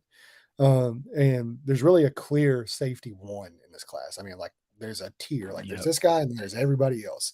And so I think at a position of need, to me, he's one of the better DBs in this class, and that's Brian Branch out of Yep. Alabama. I love it. I think I that's love just the like pick. such a Patriots pick too. Yep, it absolutely is. Yeah. So I'm gonna Trade follow that down, up. still get your guy. Yeah, absolutely. I'm gonna follow that up with a pick that I think so. Tampa, I think Tampa could be a team that could be like sneakily in the Caleb Williams sweepstakes next year. I don't think they're gonna be a very good team. And I because it's basically He's it I think that he might have wanted him to fall to 21 to the Chargers. I'm just guessing here. Uh, Glad I could ruin uh, your night, motherfucker. but so yeah, I don't think Tampa's going to be a very good team next year, and it's not going to be a competitive division by any means. But I mean, whenever you got Baker Mayfield and Kyle Trask duking it out to be your QB1, and you know your team is kind of just tore down from all the cap casualties and things like that from going all in whenever they had Brady at quarterback, which it you know it ended up with a Super Bowl, and that's what you want. So like you can tear it down, you can suck for a little bit because of that. But so I think they could be a sneaky team to look at for the Caleb Williams sweepstakes. But um, this was a guy we talked about a little bit. It's not, you know, a guy on the defensive interior might not be somebody necessarily that you would think would go this early. And then there's been the rumblings of him being undersized and things like that. You know, like I said, like another Pitt interior player that we've talked about in years past, and Aaron Donald. And I'm not going to say this guy's going to be Aaron Donald, but something we have to keep in mind with these prospects is they're still growing young men. Like this is not their final size. This is not where they're going to stop at. And so I don't really understand the concern, but yeah, go ahead and plug in Kancey next to Vita Vea and you know see what the defensive interior can do. So I'm going to plug him in here, and it's you know not necessarily if this was a team that was in like more of a win now mode or something like that. I don't think this is a pick that makes as much sense, but I don't think that's the direction that Tampa's going. So I'm going to plug him in here at pick 19. Yeah. All right. Seattle's on the clock. And there is a huge position of need for them that is not listed here because the starter at that position right now is Colby Parkinson. I don't know if you know who that is. I actually do. Yeah. But this is a team that needs to add more weapons. Tyler Lockett is aging. DK Metcalf, he's still going to be there for a while, hopefully, unless there's some kind of big deal. But we're going to go with the tight end position, actually. And I'm going to go with Michael Mayer out of Notre Dame here because he just fits that Seattle. He's another really strong run blocker. They love to run the ball there in Seattle. But not only that, but he doesn't have as much juice as athletically, like guys like Dalton Kincaid or even like Luke Musgrove. Or You are really pissing Zach off tonight. yeah, that's what I do. And so yeah, man, there's just such a big need there, and I think just he fits with what Seattle wants to do offensively. Yeah, I agree. And it'll you know they do still have Noah Fant on the rosters.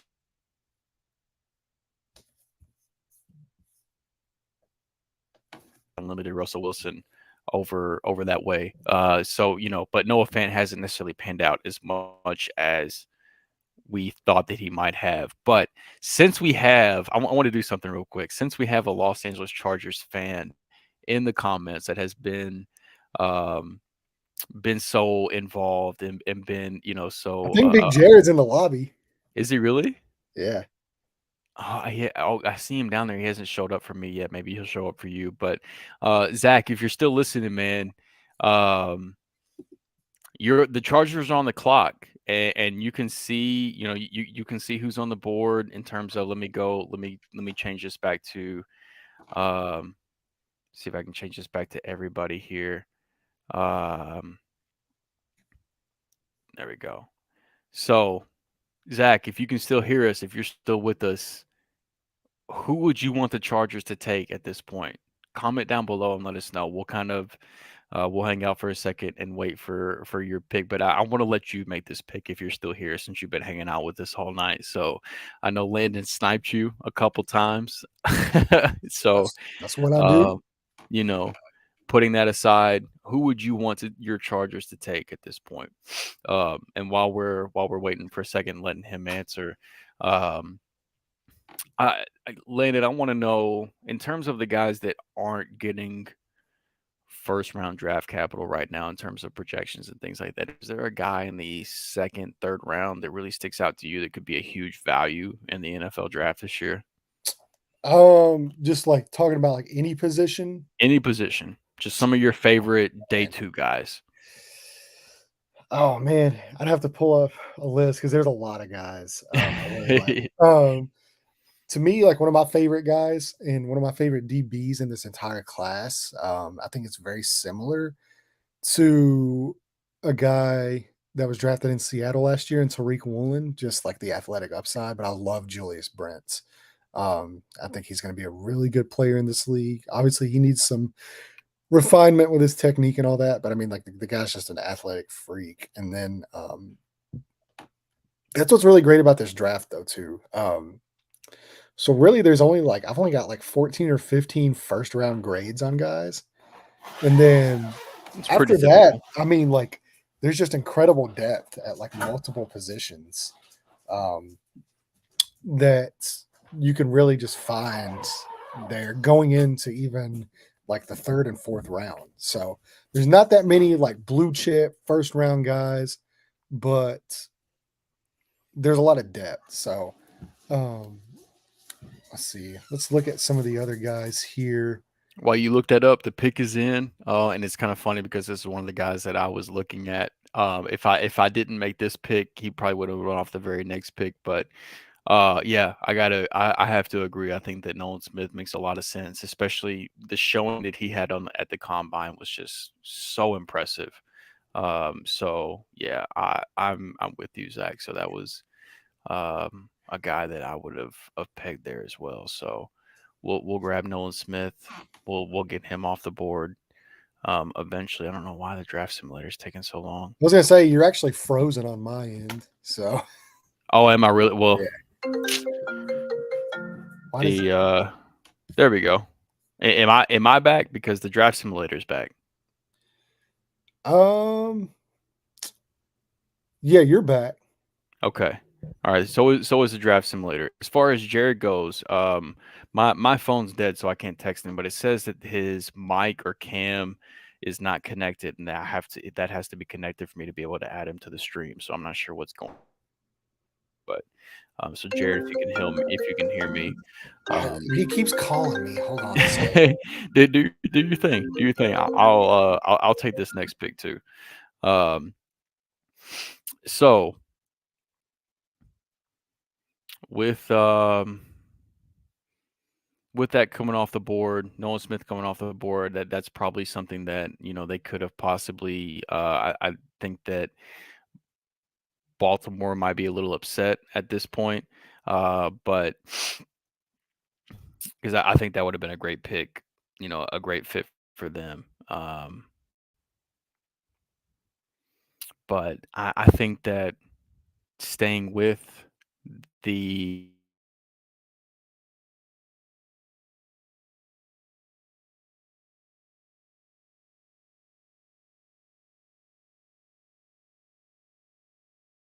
Greatest podcast. Yeah. All right, so Drew just dropped out too. I've got Big Jared here on the phone with me, so he's gonna join the podcast ever.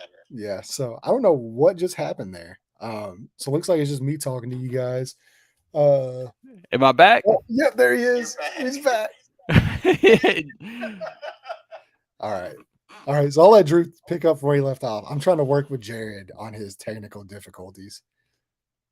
I just kicked him out of the studio, so let him know that let him try to rejoin. Because I'm not sure what just happened there. I still have the mock draft simulator right here, so I don't know what just happened, but yeah, I think that Zach is so on point here as far as that goes. So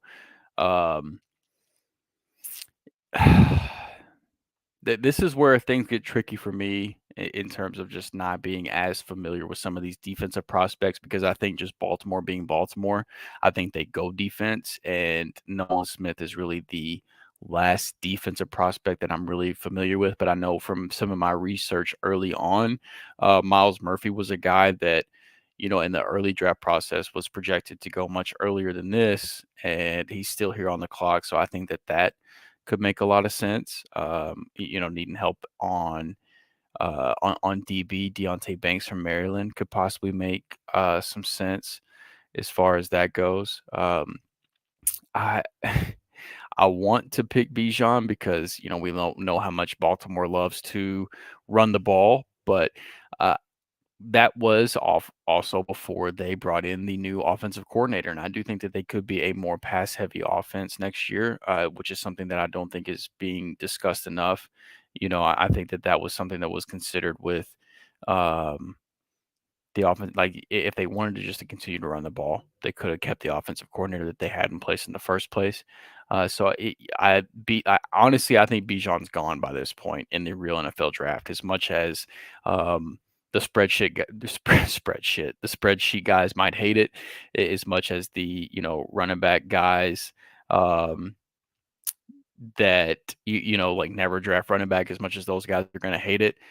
I think Bijan's gone inside the top 20. I don't think he makes it this deep because as far as just overall prospects go, um, with positional importance be damned, I think Bijan is easily a top 20 player in his class, top 10 player just overall as far as prospects go. He's the best, to me, in my opinion, he's the best running back prospect um, since Saquon. So I think that he's gone at this point, but um, I'm gonna take Deontay Banks here, and I with a little bit of assistance from Zach here. Shout out to you, man. So I agree. It was basically between him and Miles Murphy for me. So I'll take Banks here, and then Landon, if you're ready. I'm not sure if Jared is still sorting his stuff out. Still one more second. Okay, so Minnesota. Honestly, I can keep going here because this one is pretty easy for me.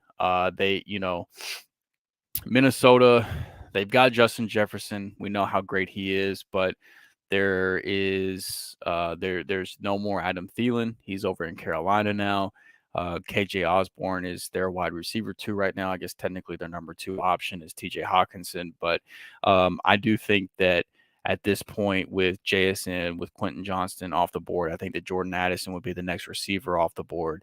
And I think it will make a lot of sense for Minnesota. And honestly, there's been a lot of rumblings about Dalvin Cook possibly being released. And if that happens, I think that this makes sense as a Bijan landing spot with him still being on the board too. But we'll see how that plays out. But Jordan Addison, a little bit undersized, but we've seen he's kind of like, to me, he's like a little bit of like a Devontae Smith light because he even a little bit smaller than Devontae Smith, but in terms of being a route technician, solid hands, he tricked everybody into thinking that Kenny Pickett should be a first round draft pick.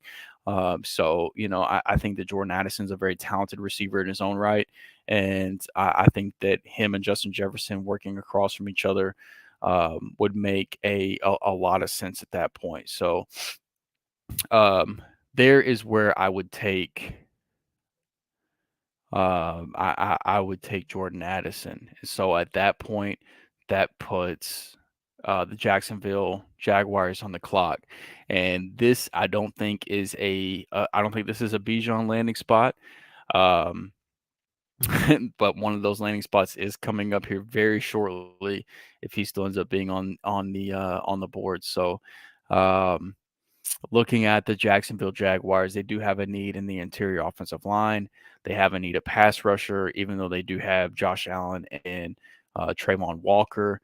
And they have a need in the secondary as well. So that there's a few different directions that they could go here. I know as far as their tackles go, they kind of have that sewed up. But tight end they brought back Evan Ingram. Let's see, this is tough here. I think that for them, I'm going to stop the Miles Murphy slide and just kind of continue to load up on the defensive line there as far as that goes. I think they're from an offensive playmaking standpoint, with them getting Calvin Ridley, back, and then adding that to Christian Kirk, adding that to Zay Jones and Evan Ingram and Travis Etienne, who is a guy that I love. I think that, as far as playmakers go, I think they just need to continue to shore up that defense. So um, we will throw a defensive player there. Now, the New York Giants, there are some tight ends on the board here that would typically make sense, but they did just trade for Darren Waller, so I don't think they would spend a first round pick on a tight end. Wide receivers, they they have about every slot wide receiver in the world locked up on their team, it feels like. So um, the slot receivers is pretty much all that's left at this point. Like if Quentin Johnston was somehow still on the board, I think that that would be a great fit for New York here. But um, with him already off the board, the next receiver I think would come off would be Zay Flowers, and I don't think that would be a great fit in New York with what they already have. I honestly, in terms of like size that they would want, I think Rashee Rice would be the next guy up, and I don't see him getting first round draft capital. Jalen Hyatt would probably be the field stretcher that would get first round draft capital, but I'm not the biggest Jalen Hyatt guy personally.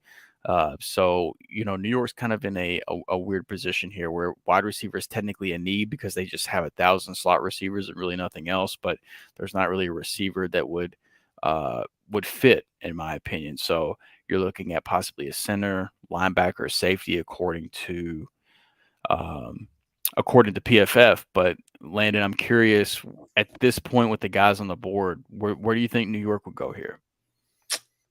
Uh, man, so this is tough as well. I believe they just made a trade for a tight end, Yeah, so that kind of just takes brought that. Darren Waller over. Yeah, so that takes that off the board. They, have the two tackles there. They don't really need tackle. There's just not really many good places to go, so you kind of look at best player available for Yep, them. And to me personally, I would probably just go ahead and take Brian Breesy here. Just yeah, help that's along where the I was defensive leaning line. to. That's where I was leaning to. Jared's So not joining. His browser is being stupid. Well, one, like he has Windows, so that sucks to begin with. But for some reason, like it's saying like his mic and his camera are blocked. yeah, But that's whenever what it you was go, telling me too. yeah, whenever you go into it, he's got it set to allow, but it's just not doing it. Hmm. So Okay. Well, I can tell you right now, man, the Bijan slide that I don't think will happen this deep into the draft. I think that he's gone well by now. But if you look at uh, if you look at the the Cowboys running back depth chart with Zeke no longer in the building, it's basically Tony Pollard and then nobody else. Like they have some depth pieces like Rojo and one other running back. I can't even remember his name. Um, but it's basically Tony Pollard and nobody else. And so I think that I don't think Jerry Jones would be able to resist himself at this point if yeah, he was still on the yeah, board. yeah. There's no Uh, way, especially and like he's like he plays at Texas. Like, right, exactly. Just the jersey sales would be through the roof. Jerry Jones, all he would see was dollar signs, and yeah. So at this point, I think that Bijan Robinson would come off the board. But again, I fully believe. I know that people are going to hate it. I think that Bijan goes in the top 20, possibly the top 15 picks in the NFL draft. I could see him really like going to the Chargers as well, just because like if they trade Austin Eckler, like that's going to be a huge need for them. Right. Yeah. So I yeah, know that Zach would probably be excited about that. So yeah, I'm so stoked to see this guy in the NFL. He's such a well-rounded, incredible running back. So that's one of the things that I'm waiting for is to see where he lands because I just can't wait. So Buffalo Bills, not a whole lot not a whole lot of glaring needs as far as the team goes, but they do have needs. So what are they doing with pick number 27 here? yeah, so let's go ahead and let's take a look at some edge rushers here that could possibly be available. Just because Von Miller coming back from the injury, but Yep. They always need help at edge, and I'm guessing Nolan Smith went while I was on the phone with Jared. He did. Yeah, Nolan Smith went actually that was the pick that Zach made for us. He took him at the Okay, Chargers. And if he wouldn't have taken him there, I would have taken him the very next pick at the Ravens because it feels like a very Ravens pick to pair yeah, him with uh away. So yeah, he would have been off the board regardless. yeah. All right, well, I'm gonna go with, to me, the next best guy here, and that's Will McDonald. Yeah. Another really good edge rusher, I think. A little undersized, but I mean, I think he's got really great bend, really good get off. Very kind of similar to a guy that's in Philadelphia. That's true. He would. He would. Um, yeah, so I just think, like I said, with the injury to Von Miller, and then some of the other edge pieces they've taken, just still kind of developing. I think they could look to continue to add to that room, because you can never have too many pass rushers. No, that's very true. And something I was listening to I was listening to the guys at Underdog today, Hayden Weeks and Josh Norris, and they had mentioned that they have like 3 or 4 interior defensive linemen that are all going to be off the books after this season as well. So I don't think there's a guy really at least with how our draft has gone. If Brian Breesy was still on the board, I think that would probably make sense for Buffalo there. But at this point, with these guys that you can see on the screen, I don't really know if there's anybody worth taking at that point. But that is also a position that they consider if you're looking more long term in terms of guys they might need after next season. But for me, this one's really easy, man. Um, because I know that the Bengals are they're going to my heartstrings a little bit. They brought in a guy that I love in Irv Smith Jr. That at the tight end position that I think that had a lot of promise, but he's had to deal with injuries and things like that. But there's a tight end, a pass catching tight end that I think would feast in this offense. It's still on the board here, and so I think that Dalton Kincaid would be a smash pick at this point. Ton of upside as a pass catcher would be just a shit ton of fun for fantasy. So selfishly, I would love to see something like this happen. So I would grab Dalton Kincaid here. And so um, Zach bringing in that he would love Bijan even with Eckler, just put you in a bind the rest of the draft with needing depth. If I was a GM, I don't think I could honestly pass on Bijan. He's a freak.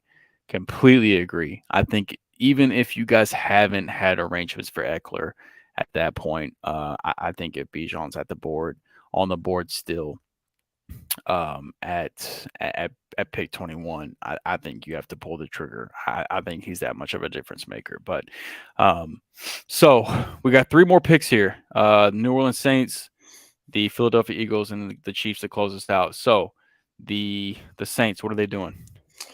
Well, there's a guy that's not here on the board. I think they're okay at the tackle spots there, Yep. and they just really need some interior defensive line help.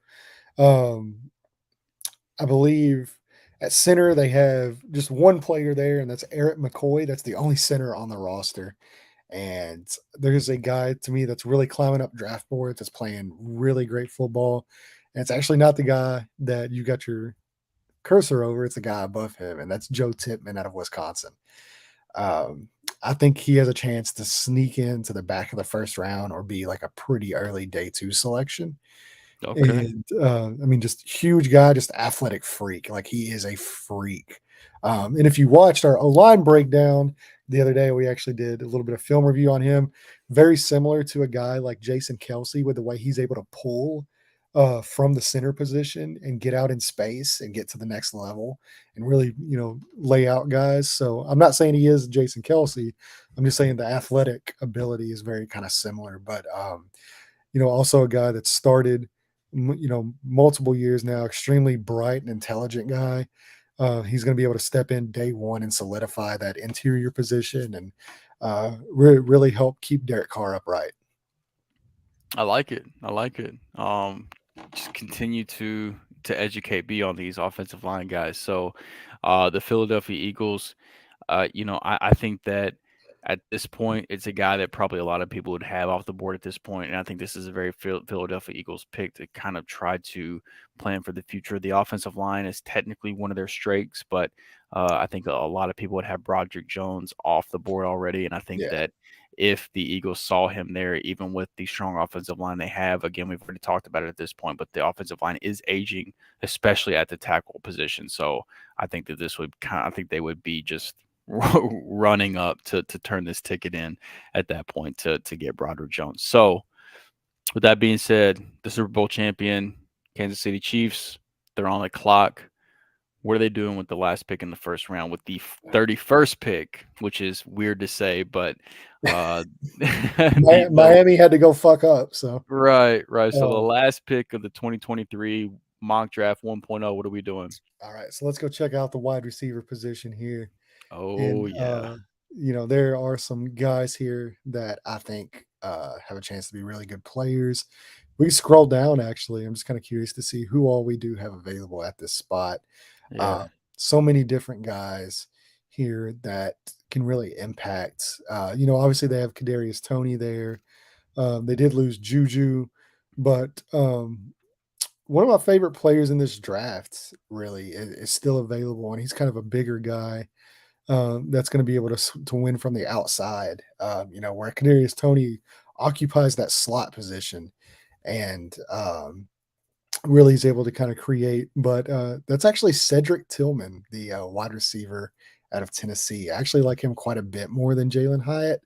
And I think obviously if he didn't have the issues with the injuries and the stuff he struggled with this last year, I think he would be a lot higher up people's boards.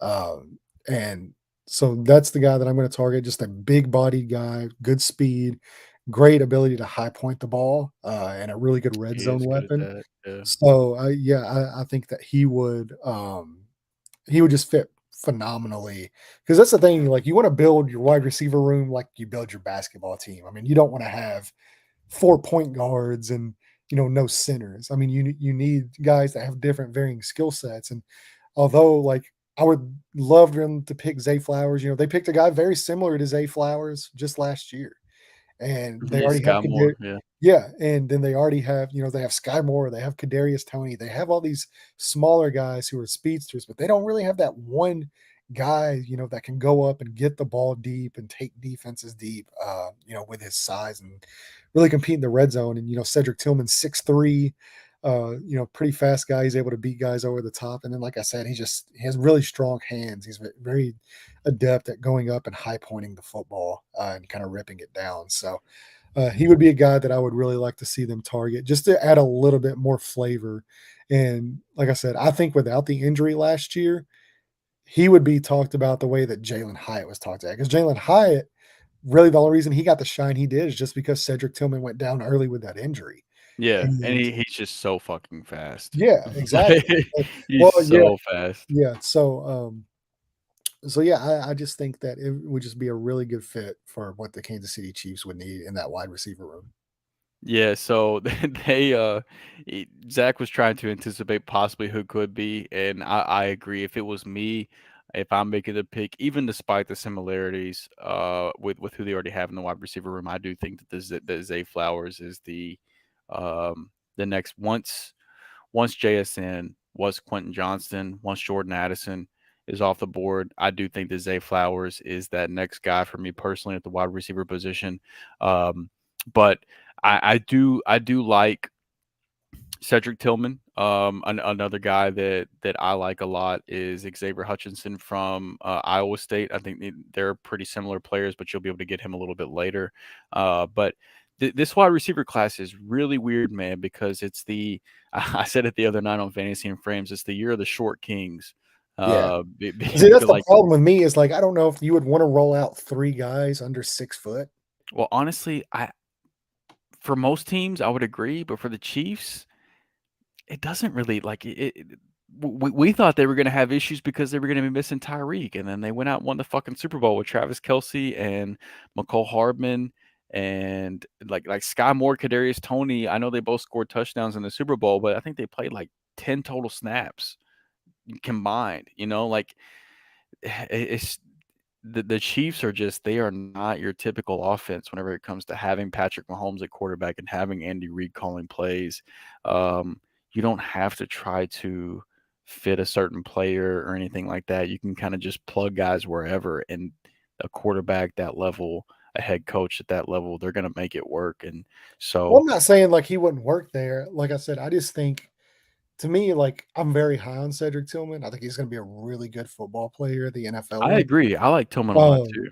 I like him more than a lot of the guys that are going before him. But just for me, he just gives you a guy that It is definitely gives them a different element they don't have right now on the yeah, roster. and to me, like that's kind of what I was saying. It's like you want to build your team very similar to kind of like I said, you want to build that room like you build a basketball team. You want guys with varying skill sets that you can Yeah. deploy in multiple situations. Like you don't want to have three of the same guys that do the exact same thing. Right. And This was a and good that's not point saying by they Zach couldn't make it too. work because I'm sure they could. But well, Oh, yeah, they well, would. They Justin figure Ross it was out. yeah, he's a practice squad guy. I'm not counting on him to. Yeah, there's a lot of question marks with him. I know before he got injured at Clemson, he was a I really think he's promising already injured prospect, but again too. By the way, yeah, it sucks too because he was such a promising guy at one point. But yeah, I don't know yeah. what you can really expect, as far as that goes. But nevertheless, it took almost 2 hours, but mock draft 1.0 is in the books. Technical difficulties be damned. And this hotel internet I was on held up for longer than I thought it would, honestly. So, um, but man, it was a blast to get to sit down and just And yeah, just do this. Just just have some chop it up, fun. talk the shit with you, and just kind of go through some of these guys.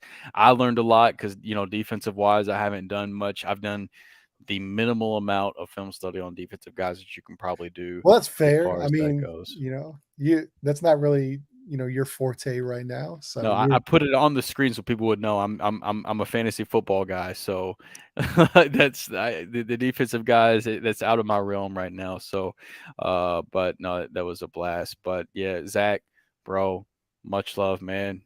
Love you, dude. Thank you for hanging out. I hope you and the fam are doing good. I hope that baby is doing well, man. It's nothing but blessings for you and the family. Appreciate you hanging out with us. Um, you know, this was fun, man. And I yeah, hope we can. We got a couple weeks until the NFL draft. There's going to be a lot of smoke. There's going to be a lot of shit come out over the next couple weeks. So I hope we can sit down. Hopefully with Jared as well. Hopefully we can sit down and do this at least one more time. Usually we get 3 mock drafts done before the NFL draft. Hopefully this year we can at least get 2. Let's try to chop it up and do this one more time before the NFL draft. But no, it was a blast, man. I appreciate you. I know we're both busy people, as is Jared. So I appreciate you taking the time to sit down and carve this out. oh yeah, for sure. Yeah, and it's definitely. Are you on like the East Coast again? I am right now. Yeah. Yeah, So yeah, it's like 12:30 for you. It's it late. is. So Yeah. yeah, and it's late for me. So I'm gonna close this out. Yep. But yeah, this was awesome, man. I miss doing this. It's so much fun. We always end up running long on these episodes, and Especially whenever we have a month between shows and I shit. know, man. I know. So we'll have to, yeah, we'll definitely do this again before the draft just to get, a little bit more solidified with the picks and stuff like that. And I'm pretty excited to really get into all this. I know, honestly, too, like I'm ready for it to be fucking done. Like I'm so ready for this to be Yeah, done. I feel that. I'm so tired of looking at my mentions on Twitter, like they're like it's a cesspool. I've got It's people brutal. complaining constantly. Like there are people just constantly bitching about something, and it's annoying as fuck. So if you're watching this and you're one of those people and you're constantly bitching under my mention, or even if you're watching this and you're wondering why I've got you blocked on Twitter, that's why. Because I just one like it's not that I like don't want to like talk to you and talk football or anything. It's just really like you've somehow find a way to make me not like you. So that's really what it's about is I just don't like you. So I blocked you. So yeah, that's You that's got what got it to is. got to take care of your mentals, man, and Yeah, that's one exactly, way to do exactly. it. I don't want to log into Twitter and just get told I fucking suck all day. So uh so yeah, if people's like, I don't know why you blocked me. All I did was call you a piece of shit. That's a fucking idiot. It's like, yeah, well, that's why. You yeah. Yeah. So I mean, So yeah, that's just is what it is. It comes with the territory. It is like I said, I don't have to listen. That's what's great about it. Is like I don't have to listen to it. So you can call me whatever, and I can just block you. And then Poof, be yeah, gone. exactly. You're gone. I don't it is what it is. So but yeah, I'm ready for it to be over, but I'm really excited for it to get here. And I'm ready to be down there in Kansas City, representing the three-man rush, representing the I'm blue so state. excited for you, dude. It's That's gonna be so much so dope. yeah, it's gonna be so much fun. We're gonna have a great time with it, and there'll be, like I said, there'll be plenty of posts, plenty of behind the scenes stuff. We're gonna try to get into, and just really enjoy the trip. But that being said, thank you guys so much. If you have hung out with us this long, one, you're crazy. The two, Absolutely, we we are. appreciate you guys so much, and this is so much fun. It's because it's so much different than our other shows that we do. We have to be so buttoned up and professional, and this is just something to where like this would literally be like what me and Drew would be like if we were just sitting in a room together talking. Uh, Absolutely. and Yeah. and that's where this show really shines. Is like we're able just to be ourselves, and like yeah, it might rub people the wrong way on some things, but like I said, we don't care. Yeah, Uh, fuck them, feed them beans. Hey, Zach, if you're still here, dude, if you ever want to fucking hop on here and talk football with us, bro, like yeah, that's all we're doing. Please hit me up, man, and line it up and come up here and just talk shop with this dude. Because fuck, man, you know your shit just as much as anybody, and you're always hanging out in the comments and shit with us. So if you ever want to just come talk shop, please do, man. I'd fucking love to be able to chop it up with you and hear your thoughts on some of these prospects or just the NFL outlook as things go. So, Zach, you or anybody else that's in the comments hanging out that would want to come and chop it up, man. We love talking ball, so come talk ball with us. that's true. So. All right, man. Well, thank you guys so much for joining us. We're gonna go ahead and get out of here. But if like I said, if you follow us, if you make sure you subscribe, hit the bell notification, you can be notified whenever we do get back into the swing of things. Once the draft kicks off, we'll really kind of hit it pretty hard. So I'm pretty excited though. Thank you for sitting down and doing this. I know you're busy as well. And I just had a great time. So thank you guys so much. And we will see you on the next episode, whenever that is, hopefully here in the next couple